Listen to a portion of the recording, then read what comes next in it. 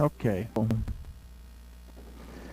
Yochanan, I think, part 25. I'll have to go back and look. I was told that last week was 24 part B, so when we have this many sections to a study, you're bound to get lost. So, and we're only getting into chapter 7, so we have quite a ways to go before we hit 28. But let's talk to our Elohim, and then we'll take a look at what was kind of eye-opening to me, and hopefully it'll shed some light on life in general for y'all as well. Father, thank you for this opportunity to study your word. Thank you, Father, for the opportunity that we have to find our place within you. We ask today that we will open our eyes, open our ears, and open our hearts so that we can see, hear, and understand what your word tells us. We thank you for it in the name of Yahushua. Amen. All right, so Yochanan 25, I think. I hope. Chances are pretty good. Let's say we're looking at chapter 7, but what we've considered thus far in Yochanan is that we have to undergo a spiritual transformation as we seek a relationship with Yahuwah, our Elohim. And this is the gist of the entire Bazaar of Yochanan, is it's teaching us, A, how to be human, A, how to be spiritual and walk within that spirit, how to build and maintain and really dedicate ourselves to a relationship with Elohim, and then it starts to give us basically little, we call it continuing education credits along the way up until the big events. So in the last study, we considered the importance of not only being able to perceive, discern, and understand the components of our relationship in the Torah, but that we are also to be familiar as to what they represent to us as Torah-observant believers. In the following scenario from Yochanan, chapter 7, verses 9 through 13, we read that Yahushua secretly goes and attends the Feast of Tabernacles. Now, from our past studies, we've considered that Sukkot represents the world to come.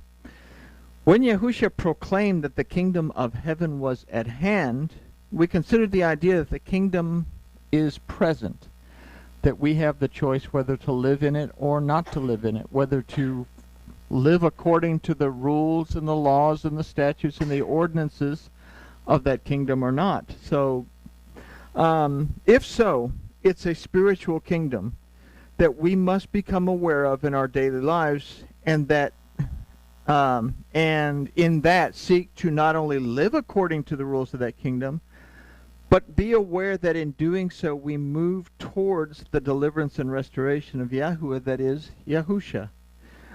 Now we can consider this further from the Hebrew word for covenant, which is brit.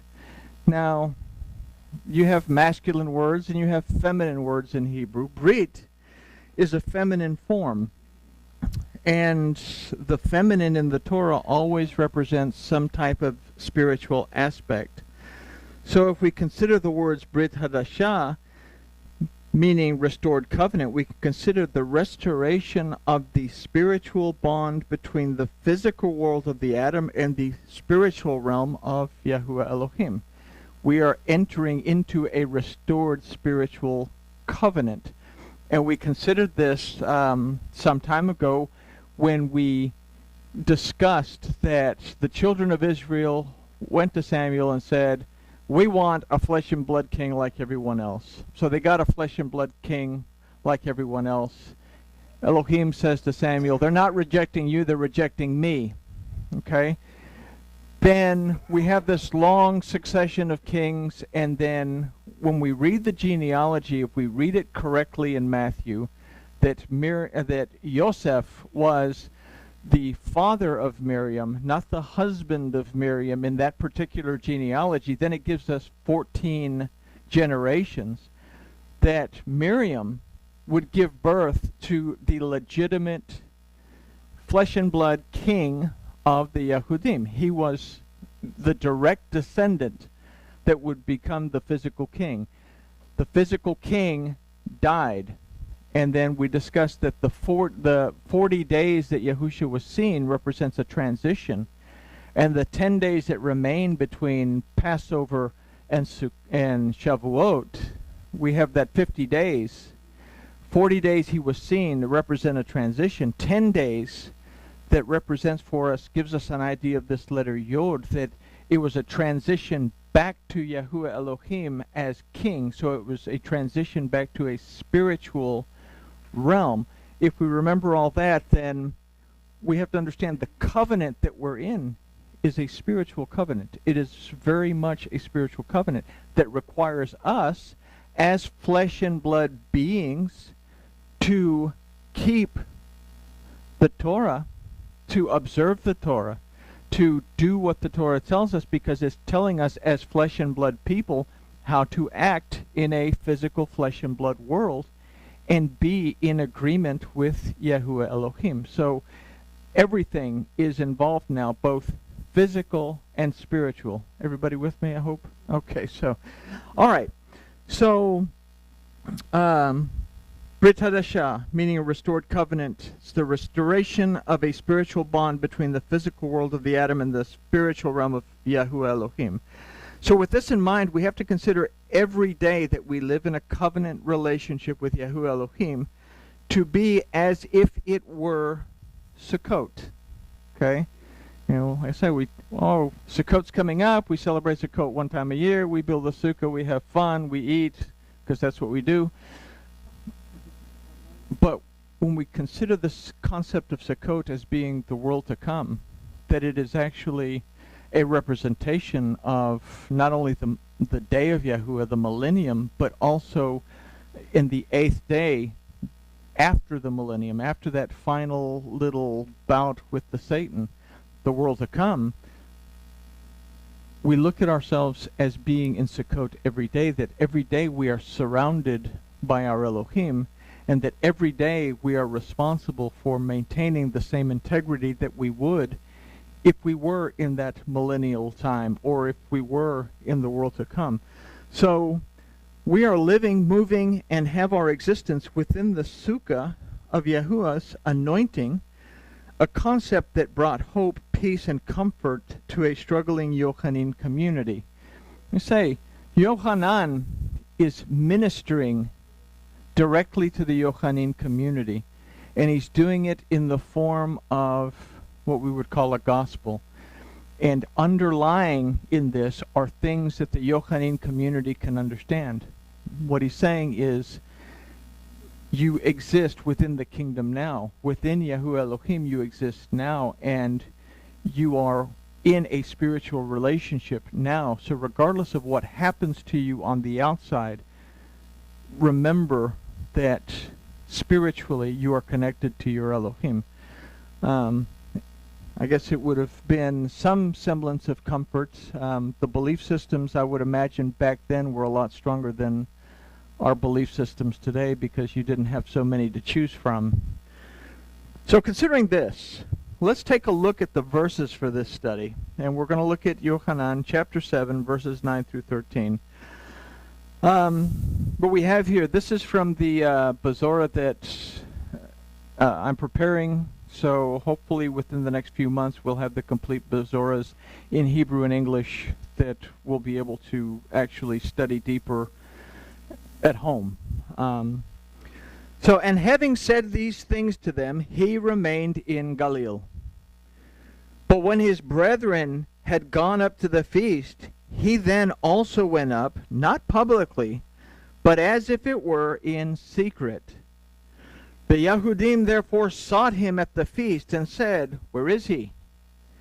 And there was much murmuring among the multitudes concerning him. Some said, "He's a good man." Others said, "Not so, but he leads the multitude astray." Yet no man spoke openly of him for fear of the Yahudim. And what we find in these verses is that Yahusha is present amongst the multitudes, yet he is not recognized. Everyone has an opinion. Yet everyone is careful about voicing it so as not to offend the religious authority. Yahuwah and the redemption, deliverance, and restoration that he offers is always present in the physical realm of the atom, but it is up to the atom, and when I say the atom, I'm talking about human beings. When I say the atom, I'm talking about men and women, okay? Elohim is no respecter of persons. We are all the children of Elohim. So, the atom that, not to offend the religious authority, Yahuwah and the redemption, deliverance, and restoration that he offers is always present in the physical realm of the atom, but it is up to the atom, up to you and I, to become perceptive of this presence. So let's take a closer look, and we'll start with verse 9. And having said these things to them, he remained in Galil. So the phrase, and having said these things to them in Hebrew, is kadavarim cha'ele diber. Now the words kadavarim and the word diber come from the root dabar that means a word, proclamation, declaration, and a promise. The word for these is ha'ele, that illustrates something specific. It's talking about this particular group of things. So these things. Now the word used for and having said is kadevarim, that we could also consider to mean these words or these proclamations, declarations, and promises. Now the word for things, again, is diber, that we learned also means word, proclamation, declaration, and promise. So if we take all these definitions and we take a look at this verse based on these definitions, we can reconstruct this phrase to say, and having proclaimed, declared, and promised these words. Okay? It's specific. These words. So we have to ask, what words did Yahusha just speak? What words had he just spoken? So we can go back to our last study and consider it from from verse 6, that Yahusha therefore said to them, my time has not yet come, but your time is always ready. And that's probably one of the most important little verses in that little section that we considered last week. It says, Yahusha therefore said to him, my time has not yet come, but your time is always ready. And from that verse last week, we considered the following in our last study. The day of Yahuwah, the final redemption, deliverance, and restoration, has not arrived. Take the time before it does to consider where you are, and don't take paying attention to your condition lightly. That is our witness and our testimony during the time of the atom, that it is not to be taken lightly. So why are we supposed to shema, perceive, discern, and understand what the Torah, which is the instruction of Elohim, says? Why do we have to really take the time to understand what the Torah says? Above the tachanot of the rabbis and above the doctrinal dogma of the church fathers, both of these groups have a lot of good things to say, but both of these groups also have a lot of things that are way off kilter. So we have to be able to perceive, discern, and understand where we are, so that we can shamar. Now shamar, we translate it as keep the Torah, but shamar means to treasure the Torah, preserve it, and then observe it. Okay?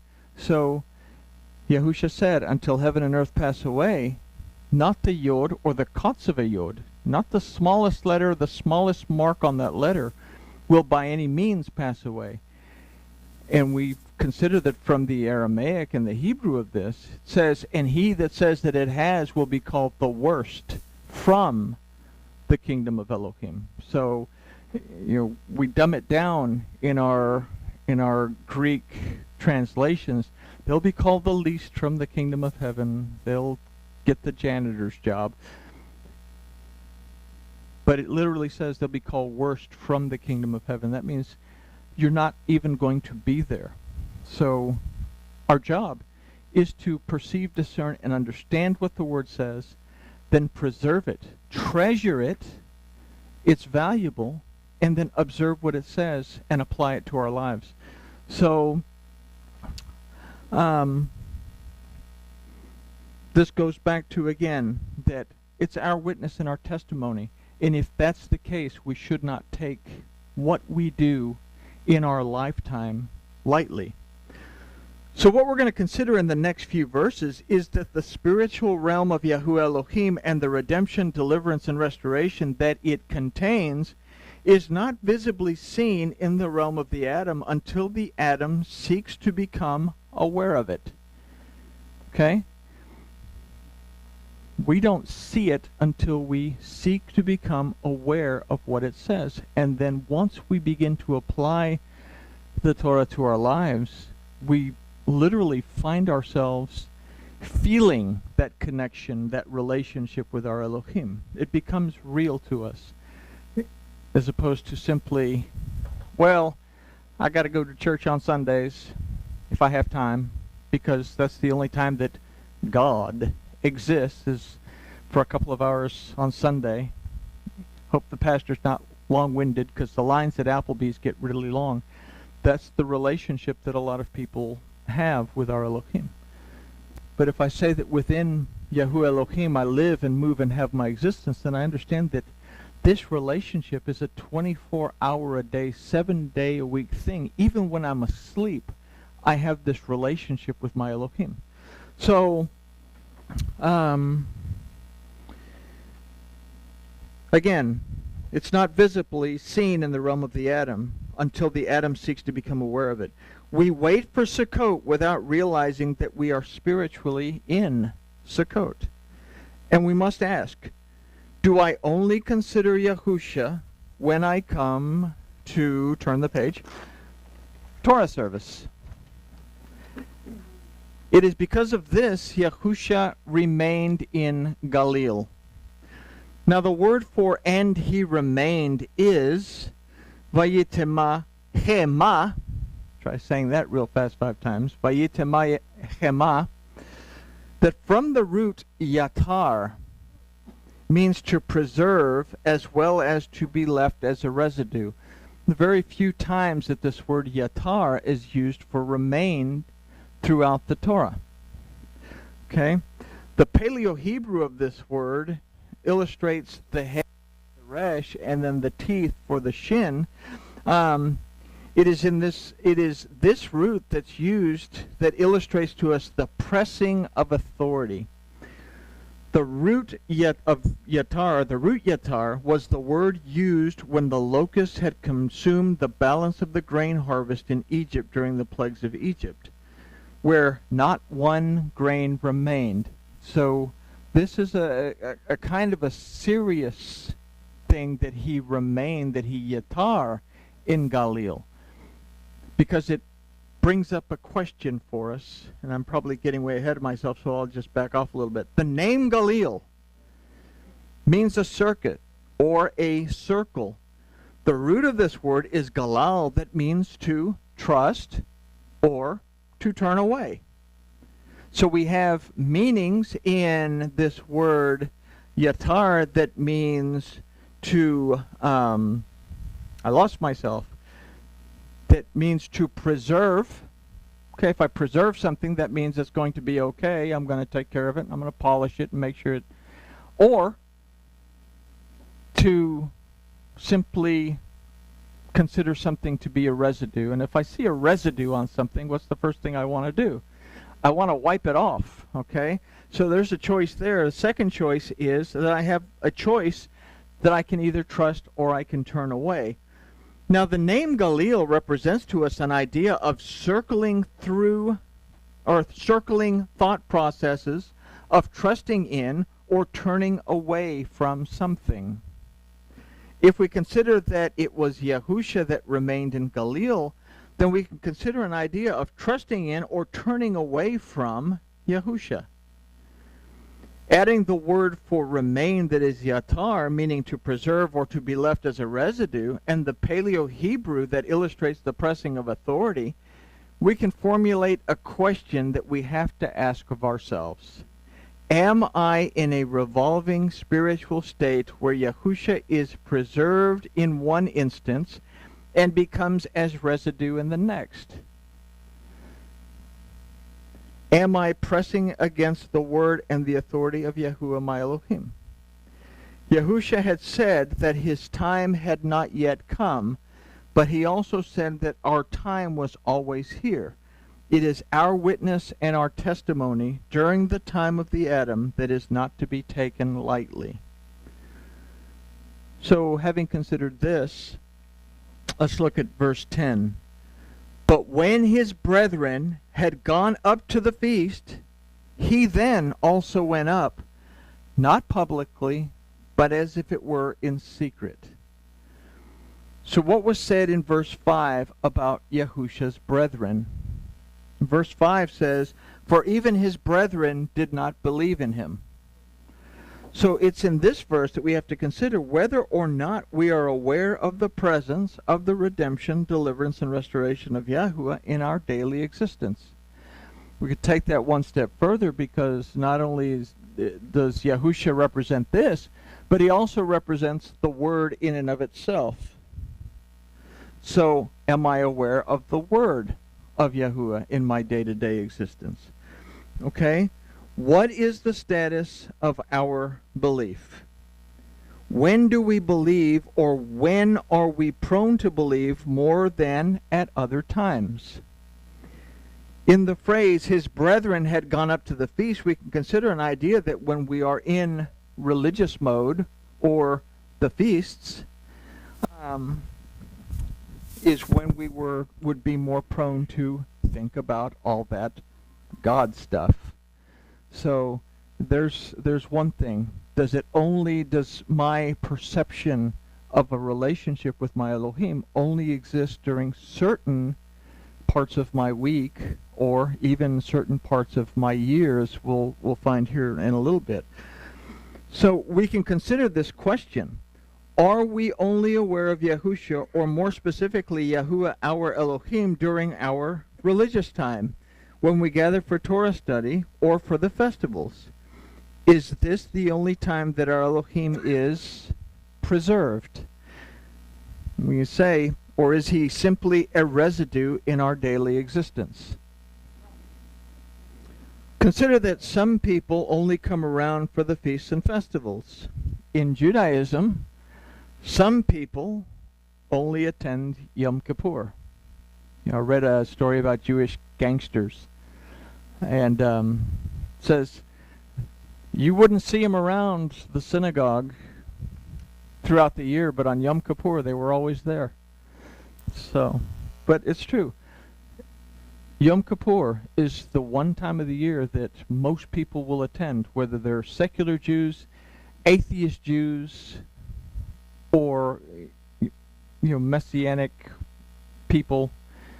Yom Kippur is the only time that they will show up, which is a sad thing. So before we answer these questions, we have to consider the phrase, he then also went up, not publicly, but as if it were in secret. So here we can ask, do we recognize that Yahusha is present in our day-to-day lives, and that we are not aware of his presence because we allow it to be hidden from us? The word for but as if it were in secret is kesat tater, that from the root sod more specifically means to counsel privately or in an intimate session of counsel. To counsel in private, or to be in an intimate session of counsel. So do we fail to recognize the intimate counsel available to us from the word of Yahuwah because we fail to recognize that we are living within Yahuwah's tabernacle, not preserving the word of Yahuwah in our daily affairs, but discarding it as if it were simply a residue that we ignore? Or worse, do we only seek intimacy and counsel with Yahuwah our Elohim during religious time? We say even worse than that, Do we only seek the intimate relationship and counsel of our Elohim when everything is falling apart? For some people, that's the only time that Elohim exists, is in the midst of crisis. And all of a sudden I remember, oh yeah, I can pray. But this was very important for the Yochanan community to think about. And it may be also something that we too should consider in our daily routine. John is asking the Yochanan community, do you only seek Yahuwah Elohim in the worst times when things are really going bad? Do you turn away from Elohim in the worst times when things are going bad? And if we think of that particular question, how many times when things all of a sudden get really, really bad, do we spend the first segment of our time battling the crisis on our own before we realize that Yahusha's not in the boat? You know, we had the story from, sorry, Francois, we had the scenario where the Talmudim got in the boat and they rowed way out into the middle of the Sea of Galilee before they realized, oh, wow, Yahusha's not in the boat. How far do we row our boats out into the sea before we realize, oh, wow. And then we see him on the shore. But then it's our choice whether we want to allow him to approach the boat or not. So do we recognize that we are in an intimate relationship with the most powerful entity in existence and beyond every single day of our lives, at every millisecond of the day? So, again, let's consider verse 11. The Yahudim therefore sought him at the feast and said, where is he? Those pesky Yahudim. We've considered that the Yahudim was used in the Bazaar of Yochanan and the other verses as well as a way to vilify the Jews. Historically, this is one of the main reasons that we find this in there, is that they're trying to press blame on the Jews because they wanted to split away in the early church. Okay? And even in this scenario where Yahusha is before Pilate, and Pilate says, I'm not guilty of this man's blood. And the Yahudim say, that's fine, let his blood be upon us. And we say, well, they're speaking a curse on themselves. But we don't look at that from a Hebraic point of view. That comment right there is that they are recognizing a blessing over themselves, that it was the blood of Yahusha that would bring redemption to the house of Yehuda. Okay? We'd have to go find the fragments to bring redemption to the house of Israel. But we would have to, the blood would bring redemption to the house of Yehuda for having strayed back and forth throughout the times of the kings. But we look at the Jews in the Bazoras as being the absolute bad guys and making comments like that, but when we don't think of it from the Torah's point of view, we totally miss what's going on within it. So, but anyway, the Yahudim in the Bazaar of Yochanan and the others was used to vilify the Jews. While we can consider from the word Yahudim is the religious authority, and this is something that we have to consider in this, is that in this case it represents the religious authority. Who were these people that were looking to find him? Well, there were the Pharisees. These are the ones most that nitpicked every single thing that everyone did to make sure that it fell in line with their interpretation of how things were supposed to be. So it represents the religious authority. It is the religious authority that questions Yahusha, and they sought him at the feast. This illustrates for us that the topic of redemption, deliverance, and restoration is only brought up at religious events by the religious authority. This should cause us to consider the question, Do I only contemplate the redemption, deliverance, and restoration of Yahuwah during religious functions like Torah study, Shabbat service, or the feasts and festivals? Is the Lord God only important to me on Sundays? We can take it from